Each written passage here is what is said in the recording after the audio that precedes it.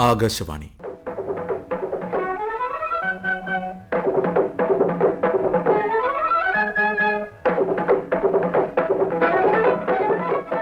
തിരുവനന്തപുരം പ്രാദേശിക വാർത്താ വിഭാഗം അവതരിപ്പിക്കുന്ന വാർത്താ തരംഗിണി.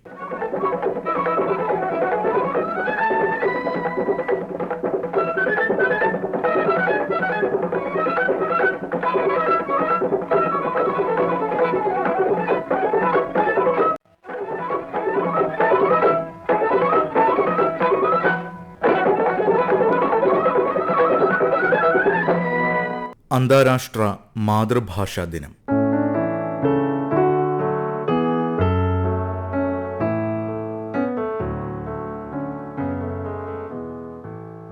മറ്റുള്ള ഭാഷകൾ കേവലം ധാത്രിമാർ, മർത്യനു പെറ്റമ്മ തൻ ഭാഷ താൻ. ഒരു വ്യക്തിയുടെ ജീവിതത്തിൽ മാതൃഭാഷയ്ക്ക് പെറ്റമ്മയുടെ സ്ഥാനമാണ് ഉള്ളതെന്ന് മഹാകവി വള്ളത്തോൾ പാടുകയാണ് എന്റെ ഭാഷ എന്ന കവിതയിലൂടെ. ആശയവിനിമയത്തിനായി മനുഷ്യർ ഉപയോഗിക്കുന്ന വ്യാകരണവും പദസമ്പത്തുമുള്ള ചിട്ടയായ വ്യവസ്ഥാക്രമമാണ് ഭാഷ. ശബ്ദം, എഴുത്ത്, അടയാളങ്ങൾ എന്നിവയിലൂടെ തങ്ങളുടെ ആശയങ്ങൾ, വികാരങ്ങൾ, സംസ്കാരം എന്നിവ പ്രകടിപ്പിക്കാൻ ഇത് നമ്മെ സഹായിക്കുന്നു. മുലപ്പാലിനൊപ്പം അമ്മയിൽ നിന്ന് പകർന്നു കിട്ടുന്നത് എന്ന അർത്ഥത്തിലാണ് ഒരു വ്യക്തി ജനിച്ചു വളരുന്ന പശ്ചാത്തലത്തിൽ പുലർന്നു വരുന്ന ഭാഷാ സംസ്കാരത്തെ അവന്റെ അല്ലെങ്കിൽ അവളുടെ മാതൃഭാഷ എന്ന് നാം വിളിക്കുന്നത്. ഭാഷാപരവും സാംസ്കാരികവുമായ വൈവിധ്യത്തെയും അംഗീകരിക്കുന്നതിനും ബഹുഭാഷാ ഉപയോഗക്രമത്തെ പ്രോത്സാഹിപ്പിക്കുന്നതിനുമായി എല്ലാ വർഷവും ഫെബ്രുവരി 21 അന്താരാഷ്ട്ര മാതൃഭാഷാ ദിനമായി നാം ആചരിക്കുന്നു. എല്ലാ ഭാഷകൾക്കും അതിൻ്റെതായ പ്രത്യേകതകളുണ്ട്. ഈ സവിശേഷതകളുടെയും വൈവിധ്യത്തിൻ്റെയും ആഘോഷമാണ് ലോക മാതൃഭാഷാ ദിനം.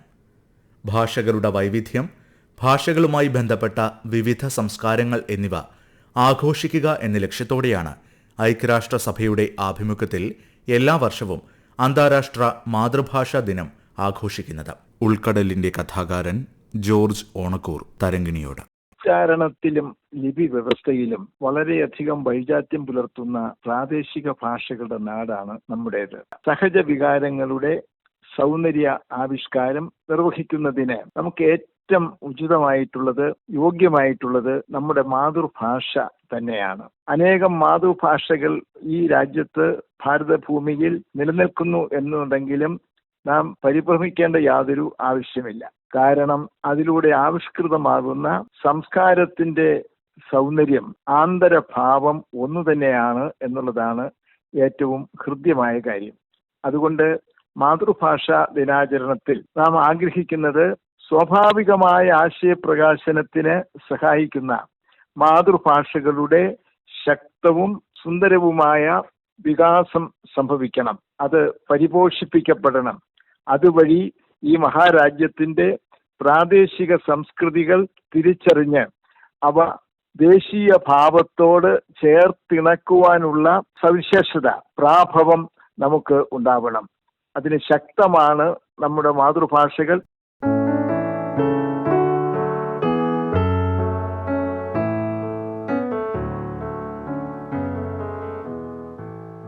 മാതൃഭാഷാ ദിനം ആഘോഷിക്കുക എന്ന ആശയം എത്തിയത് ബംഗ്ലാദേശിൽ നിന്നാണ്. ബംഗ്ലായെ ഔദ്യോഗിക ഭാഷയായി അംഗീകരിക്കണം എന്നാവശ്യപ്പെട്ട് അവിഭജിത പാകിസ്ഥാനിലെ സർക്കാരിനെതിരെ നടത്തിയ പ്രക്ഷോഭമാണ് മാതൃഭാഷാ ദിനത്തിലേക്ക് എത്തിയത്. മാതൃഭാഷയ്ക്ക് വേണ്ടി ആളുകൾ ജീവൻ ബലി കൊടുക്കുന്നത് ലോക ചരിത്രത്തിലെ അപൂർവ കാഴ്ചയായിരുന്നു. ഇതിന്റെ ഓർമ്മയ്ക്കാണ് UN മാതൃഭാഷാ ദിനമായി ഫെബ്രുവരി 21 തിരഞ്ഞെടുത്തത്. ലോകരാജ്യങ്ങളിൽ തന്നെ ഏറ്റവും കൂടുതൽ മത്സരം നടക്കുന്ന ഒന്നാണ് ഇന്ത്യയിലെ മത്സര പരീക്ഷകൾ. വർഷങ്ങളോളം ഉറക്കമിളച്ച് പഠിച്ച് തന്റെ സ്വപ്ന ജോലിക്കായി അത്യധ്വാനം ചെയ്യുന്ന കോടിക്കണക്കിന് ഉദ്യോഗാർത്ഥികൾ നമ്മുടെ രാജ്യത്തുണ്ട്. എന്നാൽ തങ്ങളുടെ മാതൃഭാഷയിൽ കൂടി ചോദ്യങ്ങൾ ലഭ്യമാകുന്നത് മെച്ചപ്പെട്ട പ്രകടനം കാഴ്ചവെക്കാൻ അവരെ സഹായിക്കും എന്ന പക്ഷമാണ് സിവിൽ സർവീസസ് മലയാളം പരിശീലകനായ ബോണി ജോസിനുള്ളത്. അലിവും ആർദ്രതയുമുള്ള ഒരു ഉദ്യോഗസ്ഥ വൃന്ദത്തെ കെട്ടിപ്പടുക്കാൻ ഇത് സഹായിക്കുമെന്നും അദ്ദേഹം വിശ്വസിക്കുന്നു.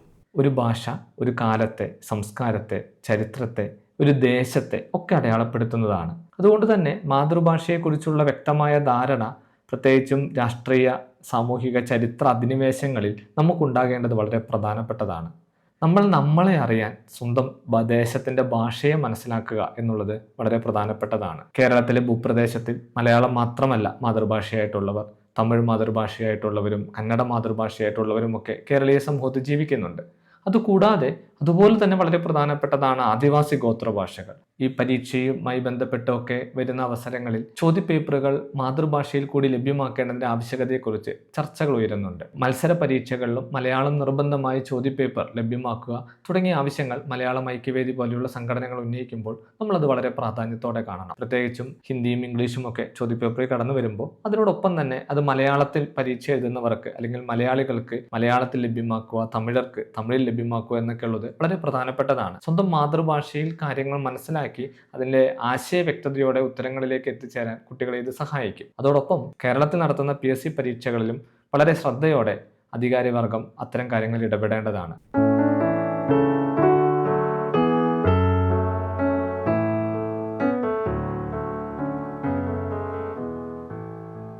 ലോകമെമ്പാടുമുള്ള നിരവധി ഭാഷകൾ ഇന്ന് വംശനാശ ഭീഷണി നേരിടുന്നുണ്ട്. ലോകത്തിലെ 40% വരുന്ന ജനങ്ങൾക്ക് തങ്ങൾ സംസാരിക്കുന്ന ഭാഷയിൽ അധ്യയനം സാധ്യമല്ല എന്നാണ് യുനെസ്കോയുടെ പഠനങ്ങൾ സൂചിപ്പിക്കുന്നത്. ഇത് മുന്നിൽ കണ്ടുകൊണ്ടാണ് ഹിന്ദി അടക്കമുള്ള മാതൃഭാഷകളിൽ പാഠ്യക്രമം സജ്ജമാക്കണമെന്ന നിർദ്ദേശം 2020 പുതിയ വിദ്യാഭ്യാസ നയത്തിൽ ഇടം പിടിച്ചത്. മാതൃഭാഷയിൽ പഠിക്കുന്നതിന്റെ ഗുണങ്ങളെപ്പറ്റി പുതിയ വിദ്യാഭ്യാസ നയം 2020 അതിനായി ഒരുക്കിയിരിക്കുന്ന സജ്ജീകരണങ്ങളെപ്പറ്റി തൃശൂർ സെയിന്റ് തോമസ് കോളേജിലെ ഊർജ്ജതന്ത്ര അധ്യാപകനും വിദ്യാഭ്യാസ വിദഗ്ധനുമായ ഡോക്ടർ ഡെയ്സൺ പാണയങ്ങാടൻ തരംഗിണിയോട്. ഒരു കുട്ടിയുടെ അടിസ്ഥാനപരമായ വളർച്ചയിൽ മാതൃഭാഷയ്ക്കുള്ള പങ്ക് ദേശീയ വിദ്യാഭ്യാസ നയം എടുത്തു പറയുക മാത്രമല്ല അതിൻ്റെ പ്രായോഗികതയും നിർദ്ദേശിക്കുന്നുണ്ട്. അതിലൊന്നാമത്തേത് മാതൃഭാഷാ പഠനത്തിൻ്റെ ഗുണപരവും ക്രിയാത്മകവുമായ സ്വാധീനവുമാണ്. NEP 2020 അനുസരിച്ച് 5ാം ക്ലാസ് വരെയും കഴിയുമെങ്കിൽ 8ാം ക്ലാസ് വരെയും അധ്യയന മാധ്യമം മാതൃഭാഷയോ പ്രാദേശിക ഭാഷയോ ആയിരിക്കണമെന്ന് നിർദ്ദേശിക്കുന്നു. 2 വയസ്സ് മുതൽ 8 വയസ്സ് വരെയുള്ള പ്രായത്തിൽ ഭാഷകൾ പെട്ടെന്ന് പഠിക്കാനുള്ള കഴിവുണ്ടെന്ന് ഗവേഷണങ്ങൾ സൂചിപ്പിക്കുന്നു. ഈ ഘട്ടത്തിൽ മാതൃഭാഷയിലുള്ള പഠനം ചിന്താശേഷിയെ ഉത്തേജിപ്പിക്കുകയും ഒന്നിലധികം ഭാഷകൾ പഠിക്കുന്നത് മസ്തിഷ്കത്തിൻ്റെ പ്രവർത്തനക്ഷമത വർദ്ധിപ്പിക്കുകയും ചെയ്യും. മാതൃഭാഷയിൽ ശക്തമായ അടിത്തറയുള്ള കുട്ടികൾക്ക് മറ്റു ഭാഷകൾ, ഉദാഹരണത്തിന് ഇംഗ്ലീഷ് ഉൾപ്പെടെ കൂടുതൽ എളുപ്പത്തിൽ പഠിക്കാൻ കഴിയുമെന്ന് നയം വ്യക്തമാക്കുന്നു. ഇന്ത്യ പോലെയുള്ള ഒരു ബഹുഭാഷാ രാജ്യത്ത് ഇത് നടപ്പിലാക്കുന്നത് സ്വാഭാവികമായും വെല്ലുവിളികളും സാധ്യതകളും നിറഞ്ഞതാണ്. അതുകൊണ്ട് തന്നെയാണ് ത്രിഭാഷാ പദ്ധതി വിദ്യാഭ്യാസ നയത്തിൽ നിർദ്ദേശിക്കപ്പെട്ടത്. സയൻസ്, മാത്തമാറ്റിക്സ് തുടങ്ങിയ വിഷയങ്ങൾ പഠിക്കാൻ മാതൃഭാഷയിലും ഇംഗ്ലീഷിലും തയ്യാറാക്കിയ പുസ്തകങ്ങൾ ലഭ്യമാക്കാൻ നയം ശുപാർശ ചെയ്യുന്നു. സ്കൂളിലെ ഭാഷയും വീട്ടിലെ ഭാഷയും ഒന്നാകുമ്പോൾ കുട്ടികൾക്ക് സ്കൂളിനോട് കൂടുതൽ താല്പര്യം തോന്നുകയും പഠനം പാതി വഴിയിൽ ഉപേക്ഷിക്കുന്നത് സ്വാഭാവികമായി കുറയുകയും ചെയ്യുന്നു.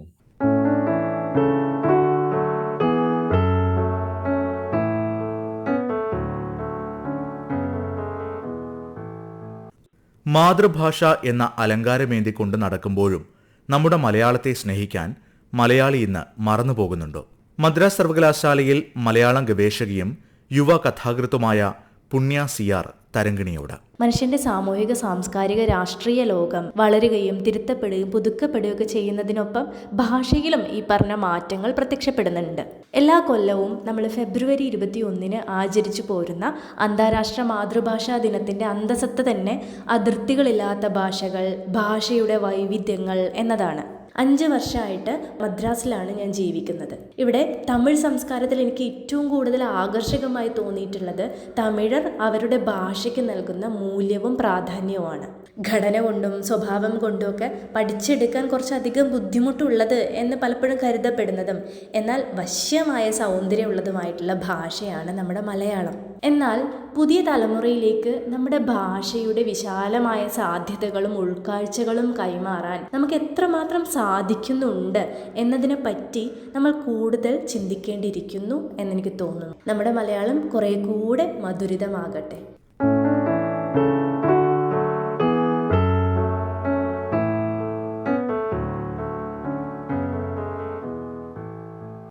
പലപ്പോഴും മലയാളം സംസാരിക്കുന്നതിൽ വിമുഖത കാണിക്കുന്നവരാണ് നമ്മൾ മലയാളികൾ.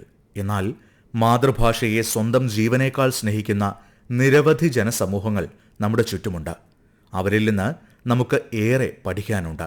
ലോകത്തിന്റെ വിവിധ ഭാഗങ്ങളിൽ താൻ പരിചയപ്പെട്ട ഭാഷാസ്നേഹികളെപ്പറ്റി, മാതൃഭാഷയ്ക്കായി വിവിധ പ്രദേശങ്ങളിൽ ശ്രദ്ധാപൂർവം നടത്തുന്ന കരുതൽ ശ്രമങ്ങളെപ്പറ്റി യാത്രിക രമ്യ എസ് ആനന്ദ് തരംഗിണിയോട്. കൽക്കട്ടയിലെ തെരുവുകളിലൂടെ നമ്മൾ നടക്കുമ്പോൾ രവീന്ദ്ര സംഗീതം അലയടിക്കാത്ത ഒരിടം പോലും ഉണ്ടാകാറില്ല. ബംഗാളികൾ അവരുടെ ഭാഷയ്ക്കും അവരുടെ സാഹിത്യത്തിനും കൊടുക്കുന്ന ഒരു പ്രാധാന്യം എന്നെ അമ്പരപ്പിച്ചിട്ടുണ്ട്.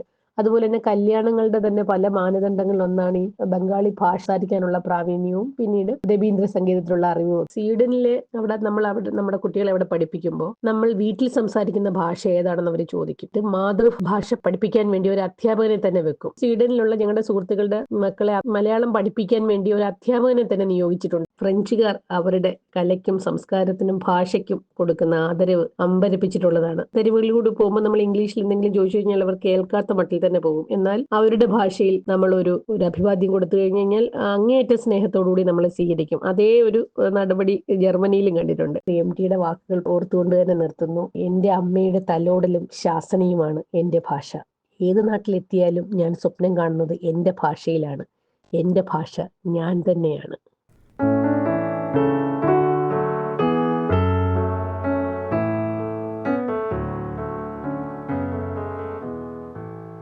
മലയാളത്തെ സ്നേഹിക്കുന്ന, ആ അറിവിന്റെ ഒഴുക്കിനെ സംരക്ഷിക്കാൻ ശ്രമിക്കുന്ന നിരവധി ശ്രമങ്ങൾ അടുത്ത കാലത്തായി ഉയർന്നു വരുന്നു എന്നത് മാതൃഭാഷയെ സ്നേഹിക്കുന്ന എല്ലാ മലയാളികൾക്കും അല്പം ആശ്വാസം പകരുന്ന ഒന്നാണ്.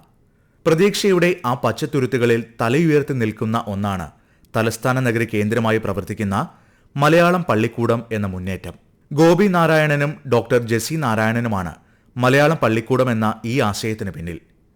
വെറുതെ ഒരു ക്ലാസ് മുറിയിലിരുന്ന് ഭാഷ പഠിപ്പിക്കുന്നതിനും അപ്പുറത്തേക്ക് മണലിൽ എഴുതി അക്ഷരം പഠിക്കുന്ന, പാടത്തും പറമ്പിലും ചരിത്രമുറങ്ങുന്ന മണ്ണിലും നടന്ന് നമ്മെ തന്നെ അറിയുന്ന രീതികളും മലയാളം പള്ളിക്കൂടം പിന്തുടരുന്നു. മലയാളം പള്ളിക്കൂടം എന്ന ആശയത്തെപ്പറ്റി ജെസി നാരായണൻ ആകാശവാണിയോട്. ഇംഗ്ലീഷും മലയാളവും കലർന്ന ഒരു മംഗ്ലീഷ് ഭാഷയാണ് ഇപ്പോഴത്തെ സംസാര ഭാഷ. ഞങ്ങൾ മലയാളം പള്ളിക്കൂടം ആരംഭിച്ചത് 2014 അന്ന് അതിന് കാരണമായത് ബസിന്റെ ബോർഡ് വായിക്കാൻ അറിയാത്ത +1 കുട്ടികൾ നമ്മുടെ തലസ്ഥാന നഗരിയിൽ ഉണ്ട് എന്ന തിരിച്ചറിവാണ്. ഞങ്ങളുടെ മകളുടെ കൂടെ പഠിച്ചിരുന്ന കുട്ടികളുടെ അവസ്ഥ നേരിൽ കണ്ടപ്പോൾ ആണ് ഇങ്ങനെയൊരു ഗുരുതരമായ അവസ്ഥ ഉണ്ടെന്ന് മനസ്സിലാക്കുന്നത്. അതായത് 25 വർഷം കഴിയുമ്പോൾ നമ്മുടെ നാട്ടിൽ അച്ചടിക്കുന്ന മലയാള പത്രമാസികകളും പുസ്തകങ്ങളും വായിക്കാൻ ആളുണ്ടാകുമോ എന്ന ചോദ്യം ഞങ്ങൾ പത്രസുഹൃത്തുക്കളൊക്കെ ആയിട്ട് പങ്കുവച്ചു. അങ്ങനെ 2014 ചിങ്ങം 1 മലയാളം പള്ളിക്കൂടം തുടങ്ങി. ഇന്നത്തെ കുട്ടികൾ നഗരവൽക്കരിക്കപ്പെട്ട കേരളത്തിൽ ജീവിക്കുന്നത് കൊണ്ട് നാട്ടറിവുകൾ പലതും അവർക്ക് നഷ്ടമാകുന്നുണ്ട്. ചിരട്ടപ്പുട്ട്, കളിവീട്, ഓലക്കണ്ണട, ഓലവാച്ച്, ഇങ്ങനെ എത്ര നാട്ടറിവുകളും അനുഭവങ്ങളുമാണ് അവർക്ക് കിട്ടാതെ പോകുന്നത്. ഇതെല്ലാം മനസ്സിലാക്കിക്കൊണ്ടാണ് മലയാള ഭാഷ നാട്ടറിവിലൂടെ പകർന്നു കൊടുക്കുന്ന ഒരു പാഠ്യപദ്ധതിക്ക് ഞങ്ങൾ രൂപം കൊടുത്തത്.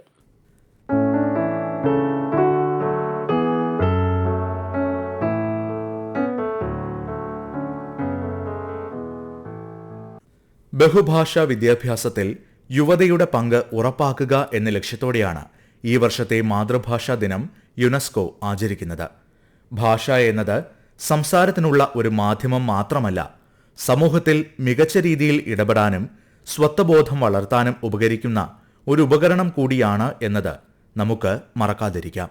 മാതൃഭാഷയെ ജീവസുറ്റതാക്കാൻ നടത്തുന്ന ഓരോ ശ്രമങ്ങളും നമ്മുടെ തന്നെ നിലനിൽപ്പിനും നമ്മുടെ പൂർവികർ വെട്ടിത്തീർത്ത് കടന്നുപോയ വഴിത്താരകളുടെ സംരക്ഷണത്തിനും ചുവടറിഞ്ഞ് നിലനിൽക്കാനുള്ള നമ്മുടെ വരും തലമുറയുടെ അവകാശത്തിനും ഉപകരിക്കുന്നതാണ്. മാതൃഭാഷ നമ്മുടെ അമ്മയാണ്. ആ അമ്മയെ അല്ലലും അലട്ടലുമില്ലാതെ കാത്തു പരിപാലിക്കുക എന്നത് നമ്മുടെ ഓരോരുത്തരുടെയും ഉത്തരവാദിത്തവും.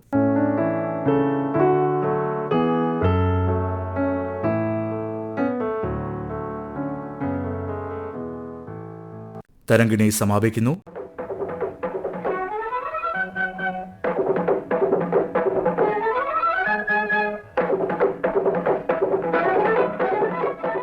ഏകോപനം ലിമി ജി നായർ. തയ്യാറാക്കി അവതരിപ്പിച്ചത് കരോൾ ത്രേസ്യാമ്മ അബ്രഹാം.